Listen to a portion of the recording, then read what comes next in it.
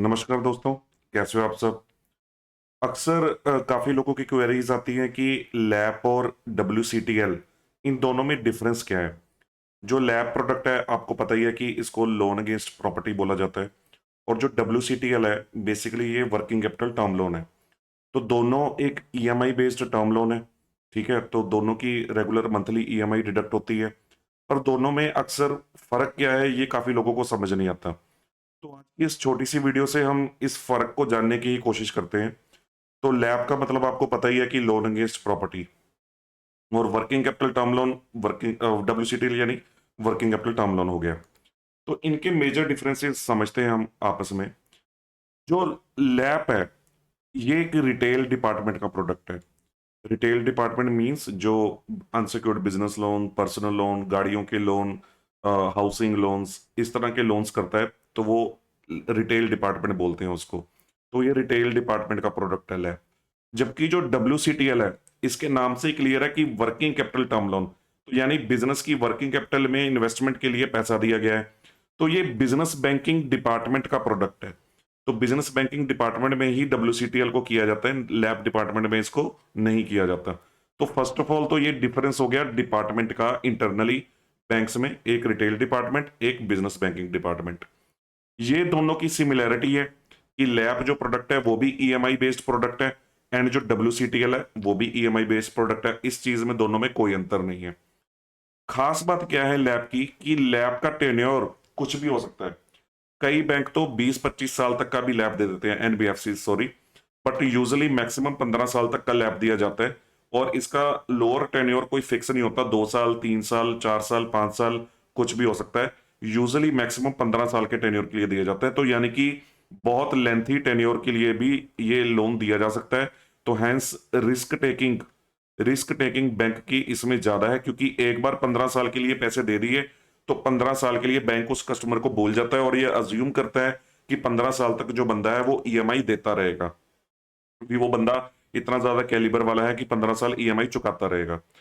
जबकि वहीं पे अगर हम WCTL प्रोडक्ट की बात करें, तो WCTL देखिए आमतौर पे तो सिर्फ 3 साल के लिए दिया जाता है, पर कई बैंक इसको 5 साल के पीरियड के लिए भी दे देते हैं और कुछ एक्सेप्शनल बेस पे इसको 7 ईयर्स के पीरियड के लिए भी दे देते हैं, but not more than 7 years. 7 years से ज्यादा तो मैंने आज तक किसी भी बैंक में इसको होता देखा नहीं है। तो दैट मीन्स इसमें लेंथ आपकी कम है। तो लेंथ कम है तो दैट मीन्स बैंक बहुत ज्यादा उतना रिस्क नहीं ले रहा। देखिए रिस्क तो हर एक लोन में होता है, चाहे आप 6 महीने के लिए दो, पर उतना रिस्क नहीं ले रहा जितना वो रिस्क किस में ले रहा है, लैप में ले रहा है 15 साल का टेन्योर देके। राइट। जो लैप प्रोडक्ट है, क्योंकि ये रिटेल प्रोडक्ट है, तो ये नॉन बिजनेस पर्पस के लिए नॉन बिजनेस एंटिटीज को भी दिया जा सकता है। जैसे मान लीजिए मैं हूं सैलरीड एम्प्लॉय हूं, मेरे को अपने घर के खर्चों के लिए, अपने मान लो कोई सिस्टर की शादी के लिए मेरे को पैसा चाहिए, तो मैं लैप ले सकता हूं। तो नॉन बिजनेस पर्पस के लिए भी ये लैप आपको दिया जा सकता है और नॉन बिजनेस एंटिटीज को दिया जा सकता है, जैसे कि सैलरीड इंप्लॉइज को।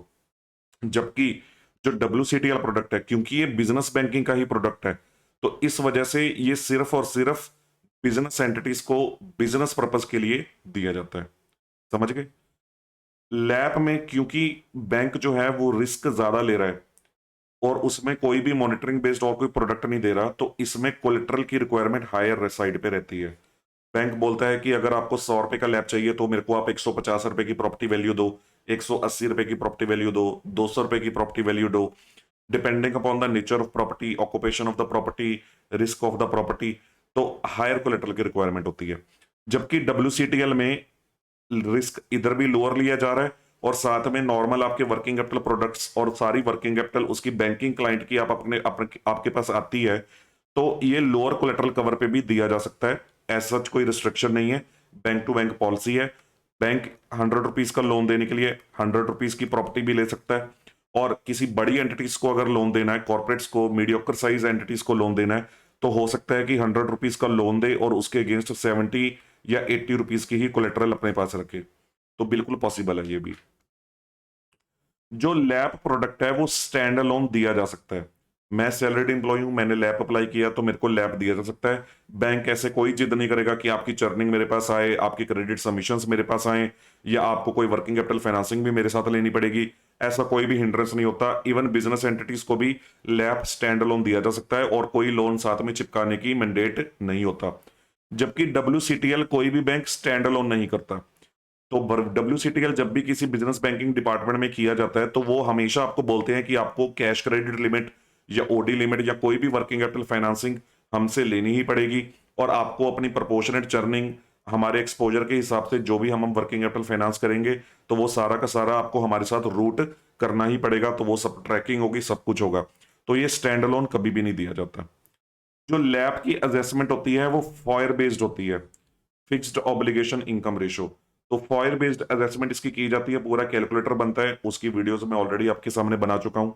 जबकि जो WCTL की असेसमेंट है वो WCTL की असेसमेंट DSCR बेस्ड होती है। हालांकि फॉयर और DSCR का अल्टीमेट ऑब्जेक्टिव तो सेम ही होता है, बट मैंने एक वीडियो फॉयर वर्सेस DSCR की भी बनाई हुई है, तो जिसमें आपको थोड़ा सा ज्यादा क्लैरिटी हो जाएगी कि दोनों में डिफरेंस क्या है। तो बेसिकली जो फॉयर है तो वो एक वाइडर टर्म होती है। तो लैब प्रोडक्ट में क्योंकि फॉयर बेस्ड असेसमेंट है, प्रॉपर्टी के ऊपर काफी कंफर्ट लिया जा रहा है, तो इसके अंदर जो फाइनेंशियल्स हैं, आपकी बैलेंस शीट की रेशियोज, कैपिटल पोजीशन, थोड़ा सा सेल्स की पोजीशन, उसके ऊपर फोकस होता है, पर उतना नहीं होता जितना वर्किंग कैपिटल टर्म लोन के अंदर किया जाता है। Working capital term loan, normal working capital assessment, क्योंकि वर्किंग कैपिटल लिमिट साथ में दी जाती हैं, तो साथ पूरा का पूरा बहुत अच्छे वाला फोकस फाइनेंशियल्स के ऊपर किया जाता है। जो लैप होता है वो किसी भी पर्पस के लिए हो सकता है, मैंने आपको ऑलरेडी एक्सप्लेन किया। आपको बच्चों की शादी करनी है, हायर एजुकेशन करानी है, कुछ भी करना है तो आपको लैप मिल सकता है, उसमें कोई एंड यूज का एज सच रिस्ट्रिक्शन नहीं होता। हाँ, एंड यूज क्लियर होना चाहिए, वो अलग बात है, बट एंड यूज का एज सच कोई रिस्ट्रिक्शन नहीं होता। पर अगर WCTL प्रोडक्ट की बात करें, WCTL प्रोडक्ट आपको ध्यान से समझना पड़ेगा कि ये एज सच क्लाइंट को इस पर्पस के लिए नहीं दिया जा सकता कि क्लाइंट को WCTL चाहिए तो WCTL दे दिया। तो जो अच्छे बैंक्स हैं, जो इसकी प्रॉपर असेसमेंट है, ये तभी दिया जाता है कि अगर क्लाइंट का प्रमोटर मार्जिन या लॉन्ग टर्म फंड्स की इन्वेस्टमेंट्स वर्किंग कैपिटल में कम लगी हो। तो इसका मतलब ये होता है कि वर्किंग कैपिटल में इन्वेस्टमेंट्स कम लगी हो, तो इसका मतलब ये होता है कि आपकी करंट रेशो बहुत डाउन होगी, लेस देन 1 होगी, या बहुत बॉर्डर लाइन करंट रेशो होगी। आपका MPBF नॉर्म बैठ नहीं रहा होगा। वो इस वजह से नहीं बैठ रहा क्योंकि बिजनेस में लॉन्ग टर्म फंड्स की, वर्किंग कैपिटल में इन्वेस्टमेंट्स की कमी है। तो उस गैप को ब्रिज करने के लिए वर्किंग कैपिटल टर्म लोन सिर्फ दिया जाता है। अच्छे बैंक्स इसी पॉलिसी को फॉलो करते हैं। जो बाकी ओपन एंडेड बैंक हैं कि जो प्रॉपर वर्किंग कैपिटल एडजस्टमेंट के अंदर नहीं है, वो WCTL को एज सच खुल्लम खुल्ला भी दे सकते हैं, राइट। तो ये बेसिक डिफरेंस है दोनों चीजों के अंदर। आई होप आपने समझा होगा।